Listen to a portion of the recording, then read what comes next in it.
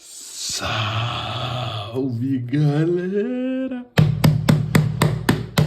Som até surdo, grande Tito.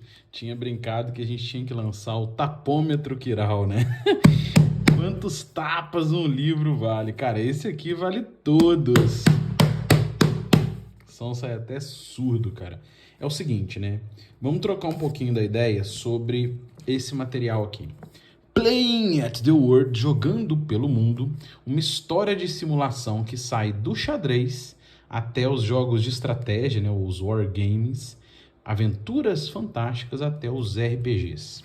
O John Patterson, ele fez um trabalho, uma historiografia do que trouxe os jogos até aqui, ó. Resumidamente é isso, tá? O que trouxe os jogos até aqui. Então, tudo que vem precedente, que nutriu, fermentou, trabalhou para chegar no Dungeons and Dragons original. Beleza, esse é o trabalho desse livro. Em resumo, é isso aqui, tá? Se você pegar o nosso querido Deventa de RPG, eu deixei aqui atrás, ó, eu como entusiasta da história do RPG, deixei aqui atrás a história do RPG, algumas referências que eu recomendo, super importantes. A gente tem em português Dados e Homens e Império da Imaginação, e a gente tem os trabalhos que o John Patterson e colaboradores, né, trabalharam, como Arte Arcana, que eu já resenhei aqui, vou deixar aqui para você, ó, Arte Arcana, que eu considero o material mais importante da linha da 5ª edição do Dungeons and Dragons. Esse livro que eu estou resenhando aqui, Playing at the World, e um que eu ainda vou resenhar, que é o Gamma Wizards. Então isso aqui é um pequeno conjunto pessoal, né?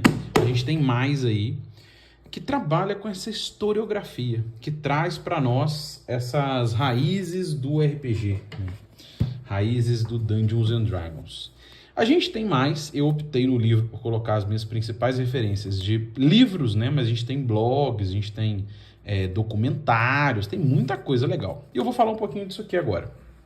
Este é, para mim, do que eu já li, o mais consistente, o mais profundo livro que trabalha essa história fundacional do Dungeons and Dragons. Ele foi publicado pelo John Patterson lá em 2012. Olha aqui, ó. Olha lá, ó. Ele foi publicado em 2012 e até onde eu sei tem uma versão mais recente, que são 2 volumes, mas não tenho certeza se tem grandes novidades, imagino que não, porque o conteúdo original do livro, o conteúdo central do livro, melhor dizendo, a espinha dorsal dele, é essa historiografia do RPG, né? Então eu não tenho certeza se nessa década, né, de 2012 para cá, foi descoberto, foi desvendado mistérios não revelados aqui. Cara, o livro é marcado, até eu marquei ele todo na época que eu li, eu marquei coisas que me chamaram a atenção, vou fazer uma resenha agora, já tô devendo essa resenha há algum tempo, né, eu fiz o unboxing dele há muito tempo, eu não sei se você consegue fácil o volume físico, isso aqui eu comprei na época da pandemia, era um período que ele estava mais acessível, estava inclusive disponível na Amazon, não sei se você vai conseguir ele hoje, tá? Mas esse aqui é a versão física dele. Beleza. Isso aí que tem também o e-book, tá? Para vender aí. Então, ele vai contar a história de simulação, né, dos jogos de estratégia e aventuras fantásticas, do xadrez até chegar nos RPGs. É isso que ele trata aqui. Como é que ele organiza esse livro, tá? Ele sedimenta o trabalho dele em 5 grandes capítulos.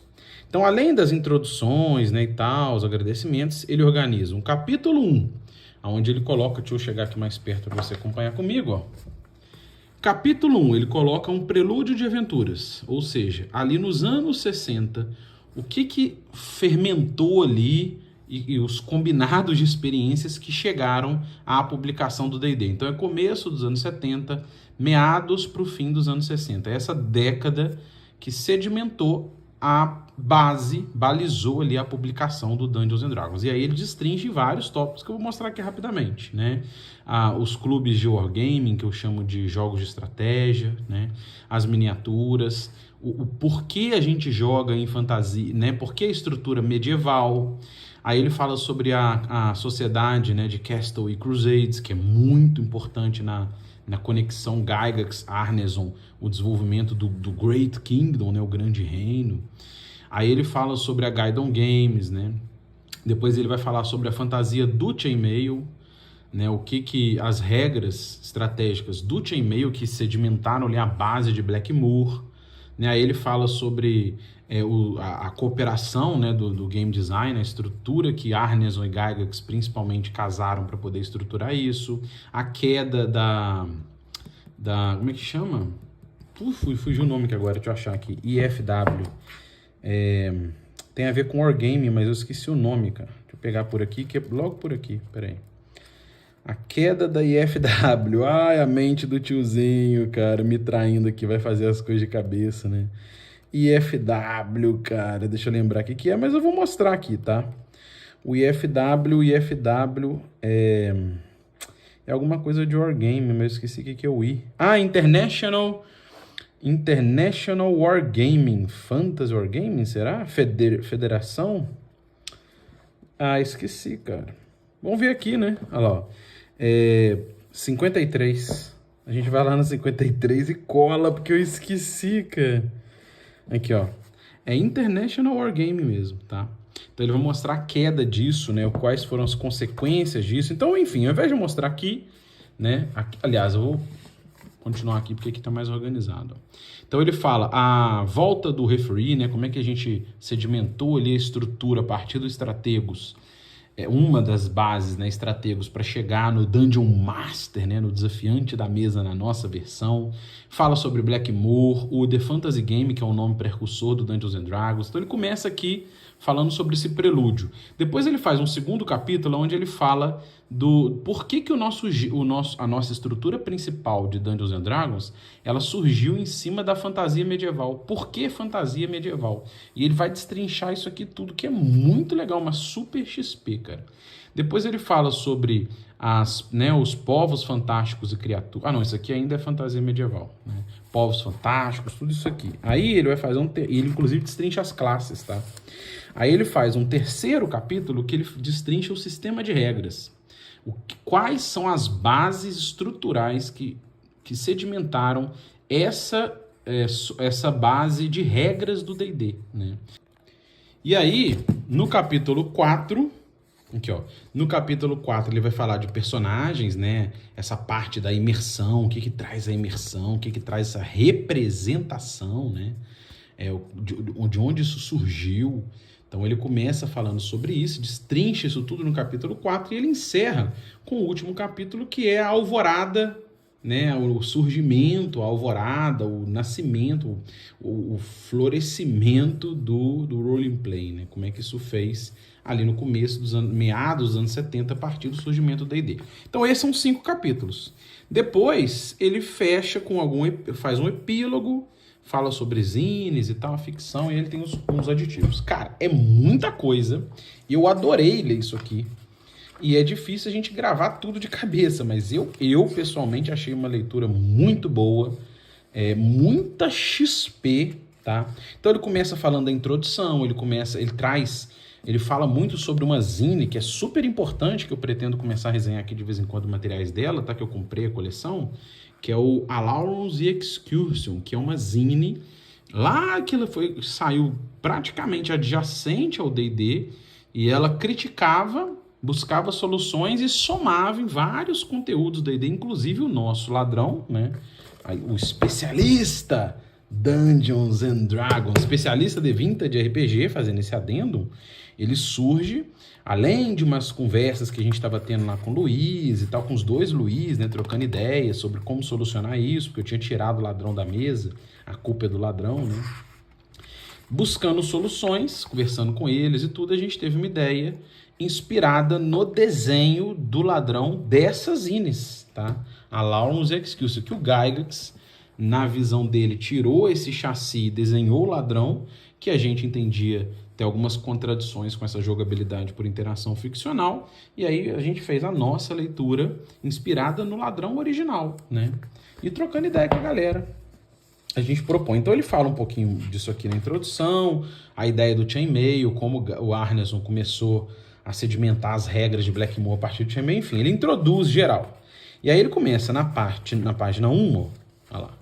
O capítulo 1, então ele fala o prelúdio de aventura. Então é onde ele começa a resenhar aquela década de meados dos anos 60 até 79, estruturando como a gente chegou nisso aqui, nesse material. Aí ele vai destrinchando aqui, né? Eu marquei algumas coisas para eu lembrar, né? Na época lá, para eu achava legal.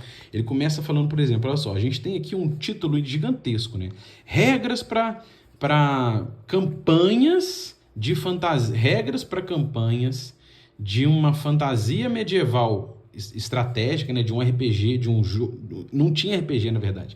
Então ele fala regras para campanhas de wargaming de fantasia medieval, ou seja, de jogos de guerra, jogos de estratégia de fantasia medieval, jogáveis com papel e caneta e miniaturas. Então ele coloca isso aqui, que é esse título aqui, né? Olha como é que vem na capa. E hoje em dia a galera coloca RPG, né? Olha a diferença aqui, ó. The Vintage RPG. Então aqui a gente simplifica o que a gente quer dizer disso aqui. E aí tem uma discussão se RPG já significa o que ele quer ou não. Eu até deixei isso lá no nosso blog, né? Fazendo uma propaganda aqui, a gente usa parte das nossas principais referências, tanto aqui no canal como no blog que eu comecei, né? Runas Quirais, são essas referências historiográficas do RPG. Inclusive esse livro aqui é uma base muito boa. Então, foi com essas reflexões que a gente chega e ele destrincha isso aqui, né? Nesse começo, que o D&D emerge de um cenário entre board games e war games, né? Seria entre jogos de tabuleiro e jogos de estratégia, e dessa mistura, ainda sem saber direito o que aquilo significava, o Gygax e o Arneson deram esse nome gigantesco, e isso foi depois sendo repensado e tudo. Ele comenta muito sobre isso, fala sobre muita coisa, cara, é difícil abordar tudo, mas ele fala sobre, o surgimento, né, o alvorecer, o surgimento dos clubes de wargames. Aí ele comenta sobre isso, os clubes de jogos de estratégia, que a galera trocava muita ideia em carta, em publicações, né, que isso foi gerando clubes, foi gerando nichos ali da galera, que foi ajudando a sedimentar. Olha que legal, ele mostra aqui, por exemplo, a primeira publicação do Gygax, num material que era chamado Opponents Wanted, né? O que seria isso? Você quer chamar alguém para jogar jogo de wargame, jogo de tabuleiro, desafio, né? Eu te desafio. Você faz uma chamada. O que o Gygax fez? Ele usava essas chamadas de desafio, mas ele também falava que ele queria cooperar. Ele queria cooperar em design de jogos. E o Gygax trabalhou em vários fanzines, vários materiais caseiros, derivados do diploma. Assim, o Gygax era muito prolítico, né? O que seria um prolítico? É alguém que produz muito, faz muita prole. E o Gygax era muito prolítico. Então ele queria colaborar, ele tinha uma mente muito fértil, né? E ele aqui tem o primeiro registro no Opponents Wanted, lá de 67, aqui, ó. Em 67, ele deixou o primeiro registro de colaborações nesse tipo de chamada, que era dos clubes de wargames, né? Então, cara, é muito legal, é difícil falar de tudo. Olha isso aqui também, que legal. Ele mostra o primeiro mapa desenhado por Gary Gygax.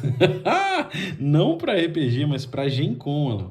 Quando o Gygax foi organizar a primeira Gen Con, ele fez um mapeamento do chão e onde ele ia organizar as coisas, onde ia ficar comida, não sei o que, onde a galera ia conversar, salão de jogos, e ele organizou o primeiro mapa aqui. Olha que chique, cara. É sensacional, né? E aí, enfim, ele fala sobre as miniaturas, né? A ideia de colecionar miniaturas, pintar, toda essa experiência que também bebeu na fonte lá dos wargames. Ele fala uma coisa muito legal, que o Gygax, ele tinha um duelo muito forte com algumas empresas na época sobre o jogo oficial, né? E ele queria sempre mexer, sempre fazer suas próprias regras. Ele achava contradições e problemas, ele solucionava e trabalhava nisso, fez muitos desses trabalhos com o Arneson. Então isso é muito legal a gente ler aqui, para a gente pensar, né, essa ideia de querer jogar o raw, que às vezes ou seja, querer jogar uma regra ao pé da letra, que às vezes é contraditória e nem era a intenção da pessoa. Embora eu ache que vale a gente tentar jogar no começo aquele sistema como planejado, eu acho interessante a gente entender como ele funciona a partir de uma estrutura de verossimilhança e a gente aplicar a ideia dele, que seria o RAI, né? Em alguns casos, ou em muitos casos, a gente precisa, dependendo da estrutura ali. E aí, no caso aqui, falando esse parênteses, fazendo mais um jabá, né? A gente desenhou um sistema para funcionar assim, né? Para ele melhor alinhar essa ideia de você ter a verossimilhança como principal base aí para aplicar alguma regra. Então, enfim, são reflexões que a gente está fazendo e sempre tentando melhorar. Deixa eu pegar o que mais ele fala aqui, ó. Olha lá, ó. Aqui ele mostra uma partida desses jogos de estratégia, né, de um wargaming, e o Arneson tá aqui, quer ver, ó? Ele fala que o Arneson ele é o terceiro da direita, então 1, 2, 3, aquele aqui.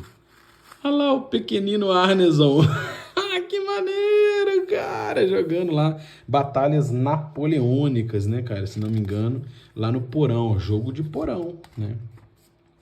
E aí ele mostra, olha que legal, cara, esse aqui é um castelo, né, um burgo, em Boldenburg, é um castelo desses wargames que era um tipo de maquete que depois o Arneson fez Blackmoor, né, que se vocês tiverem, ele começa a falar sobre o setting medieval, né, de onde surgiu essa ideia do setting medieval. Tem uma coisa muito legal que ele fala aqui, inclusive, que é até uma parte que me fez refletir, né? Uma das influências, eu vou fazer um artigo sobre isso, quero refletir mais, mas uma das influências para a fantasia medieval, para ser fantasia e ser medieval, foi fugir dos cenários de guerra mais contemporâneos daquela época, dos anos 60.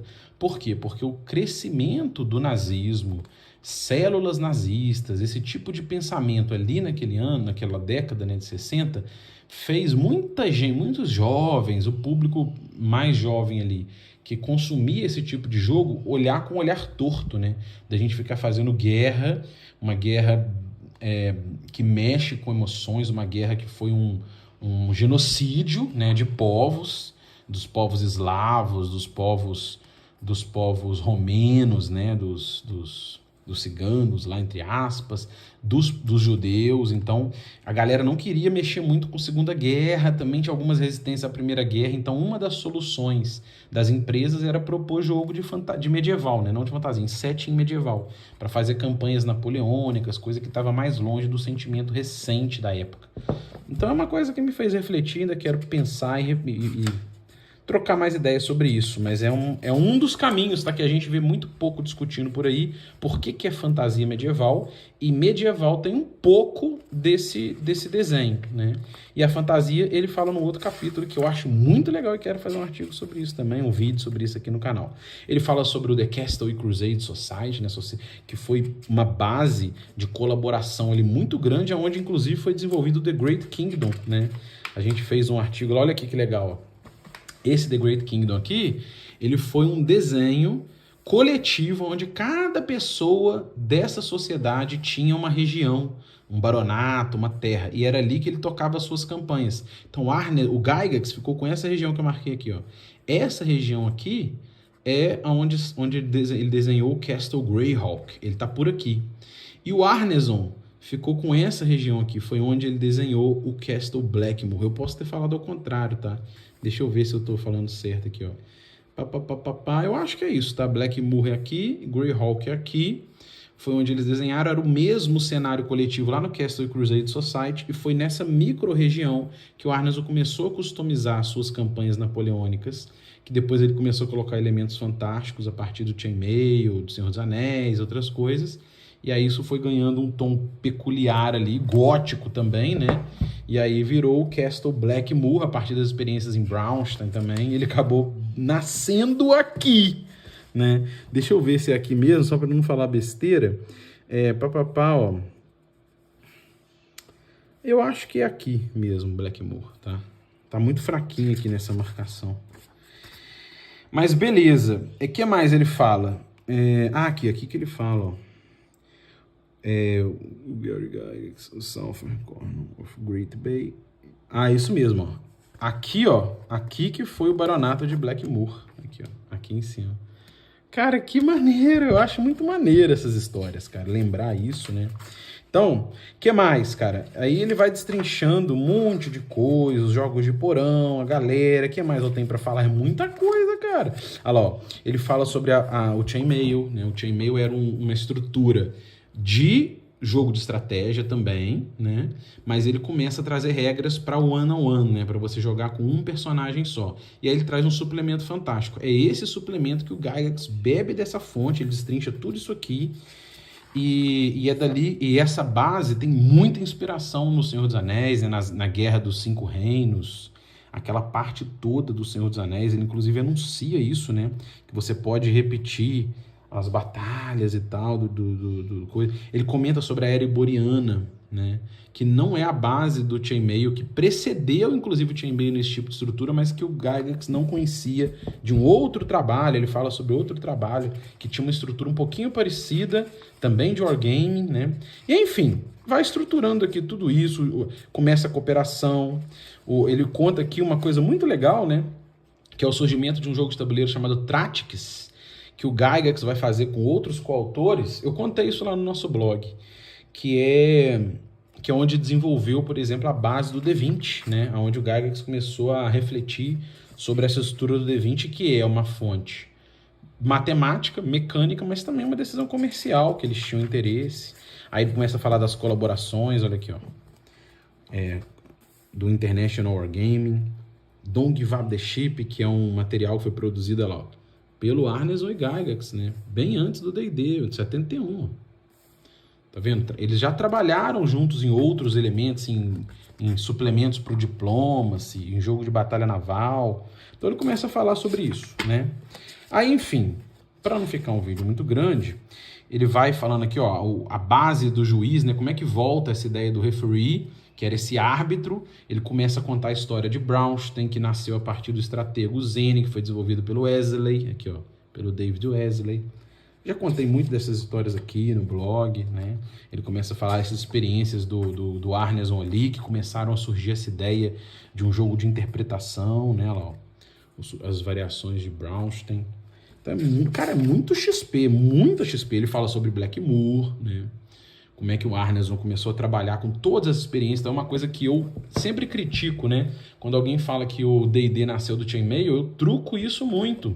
Porque toda essa historiografia mostra que a gente tem uma vasta base de experiências.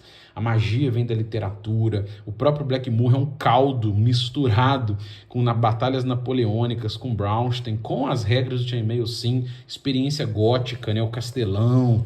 Então, enfim, é muita coisa. Não é só ali o jogo Diplomacy que ajudou a estruturar a ideia de turnos, né? Passar o tempo, organizar uma fatia de tempo em turnos e rodadas. Então, cara, ó, mapa de Blackmoor externo, né? Olha que legal o castelão lá no alto, a cidade em volta. Muito maneiro, cara, muito maneiro. E aí, enfim, o que mais a gente pode falar, cara?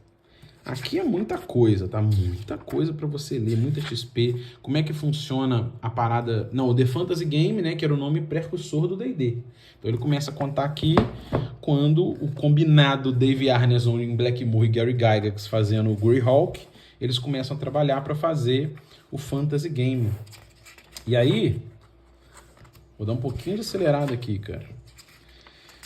Aí ele conta essa história toda, né, até chegar na produção, na TSR e o lançamento do Dungeons and Dragons. Aí ele fala aqui, ó, é um capítulo inteiro falando por que a gente joga, porque o D&D é estruturado em fantasia medieval. Eu não vou entrar em muitos detalhes aqui, você pode ler, a gente vai fazer artigo, fazer vídeo específico, eu não vou ficar lendo tudo, mas ele começa a falar sobre tudo isso, né, a popularização, o impacto do Tolkien, que foi muito forte, a literatura pulp, né, trazendo principalmente espada e feitiçaria, que também trouxe elementos, que casaram com as campanhas napoleônicas, que eram um setting mais medieval, vamos dizer assim, né, dali para trás, e aí você combina medieval com influências da literatura. Ele fala sobre a Weird Tales e várias outras revistas dessa literatura pulp, mas Tolkien principalmente tem um impacto muito grande nessa popularização, do Fritz Leiber, né, que é também... Fritz Leiber, que é também um impacto muito grande, um cara muito relevante nessa base, né, de fantasia medieval, na verdade de fantasia, né? E aí o medieval vem também de outros elementos. Então ele fala sobre a fantasia depois dos pulps, né? E aí, enfim, ele vai falar do Conan, fala de muita coisa, e uma das bases mais importantes é isso aqui, ó. Foram as publicações dos livros do Tolkien, que começaram a popularizar muito nos Estados Unidos, e essas publicações ajudaram a embasar tanto o Hobbit quanto o Senhor dos Anéis a uma popularização muito grande nisso. E a parte fantástica tem vários outros elementos, inclusive da Marvel, né? Ele fala das magias do Doutor Estranho. Cara, é muita coisa. Não vou lembrar de tudo, né? E aí ele fala isso de novo. Ó. Ele fala também que um ponto muito relevante foi algumas células nazistas que fizeram os nerds da época se afastarem de mexer com coisa de guerra da Segunda Guerra Mundial e tal. Eles não queriam ter relações com isso. E a fantasia também vira ali um nutriente muito grande para você não tocar nesses pontos, né? Pelo menos não diretamente. A gente pode questionar outros pontos, eu sei, mas foi um movimento que foi relevante lá na época. Beleza. O que mais a gente pode falar, cara? Eu vou dar um salto à influência do Tolkien, ó, que é uma forte influência, ele mostra historiograficamente essa base toda, né? E aí, enfim, vou dar um salto quântico aqui agora.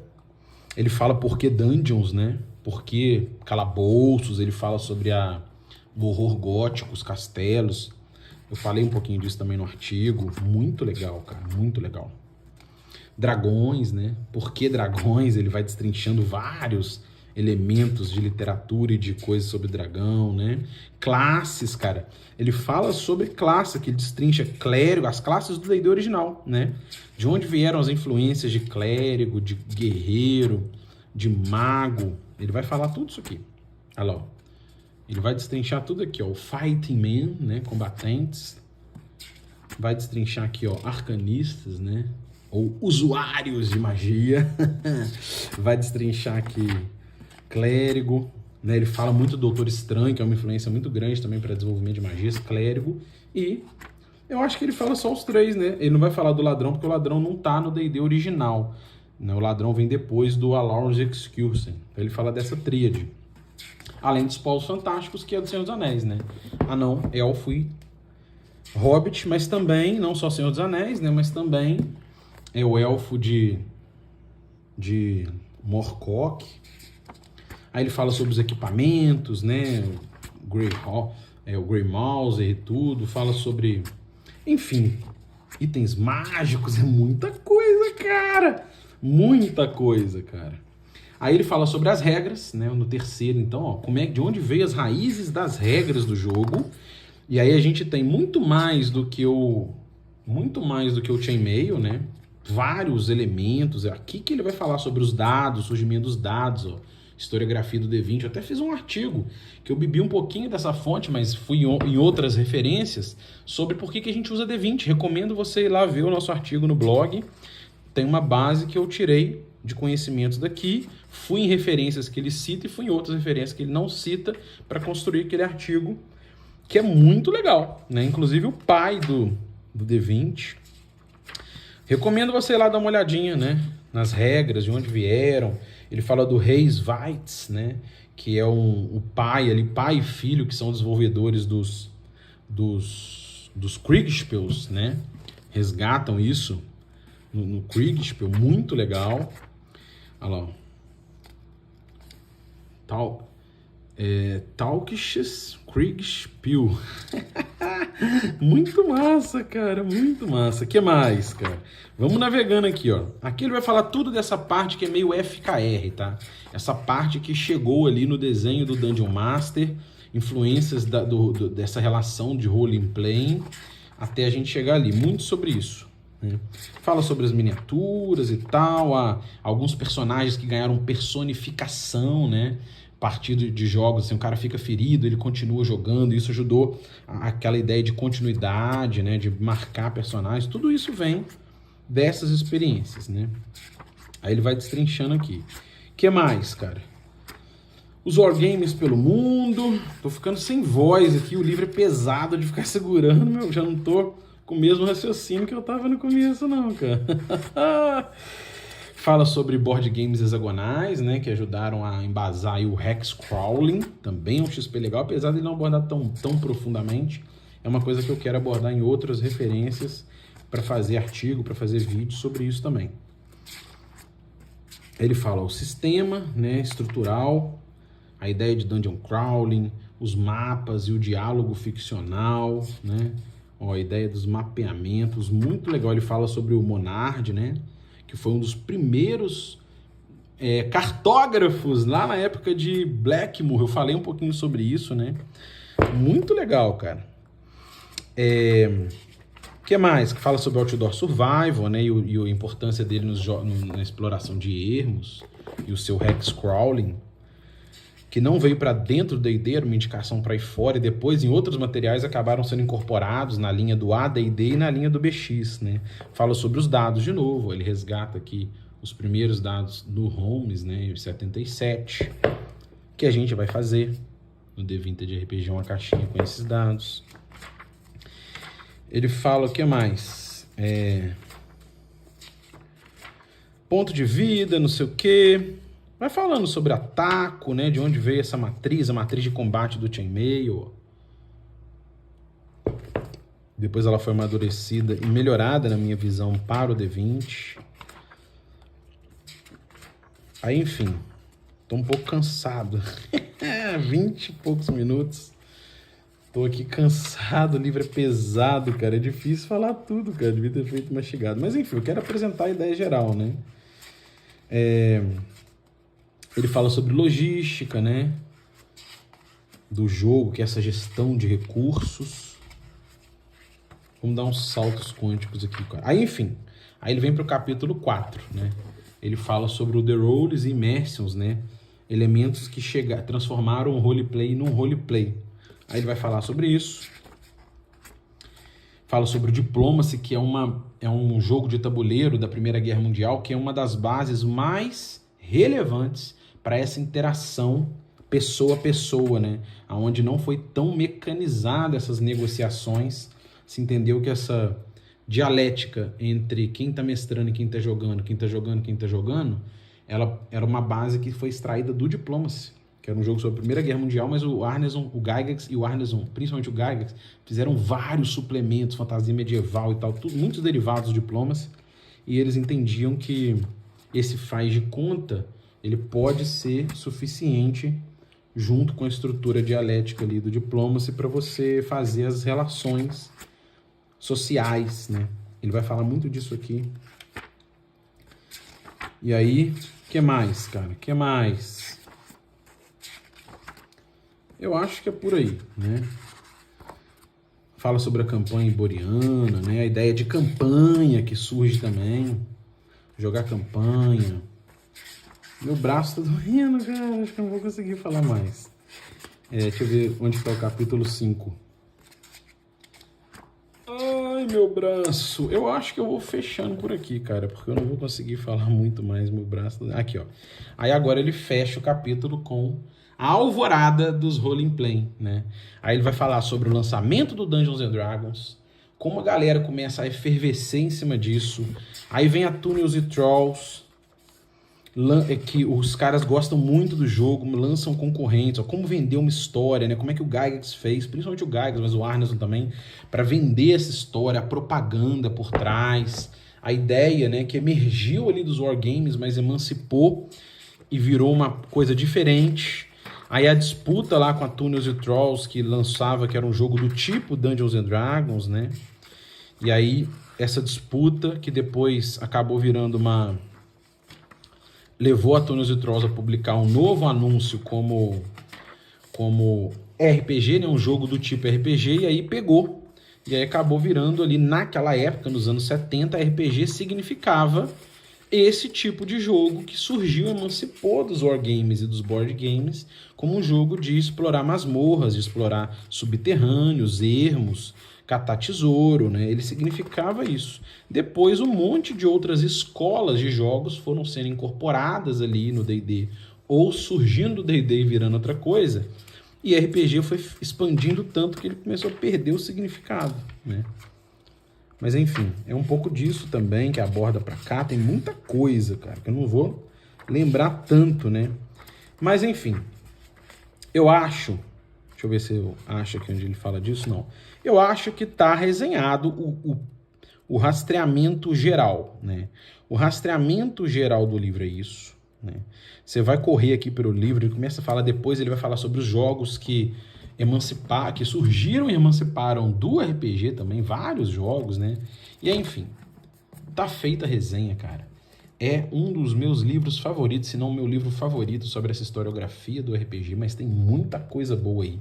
Se você não tem a manha de ler inglês, tem muita dificuldade, não quer ler, gosta de ler físico, por exemplo, e não tem condição nem de pegar e-book nem nada, eu tenho alternativas, tá? Elas são mais leves, mas elas são duas alternativas em português que ventilam um pouquinho dessa história, que são esses dois que eu já resenhei aqui, ó.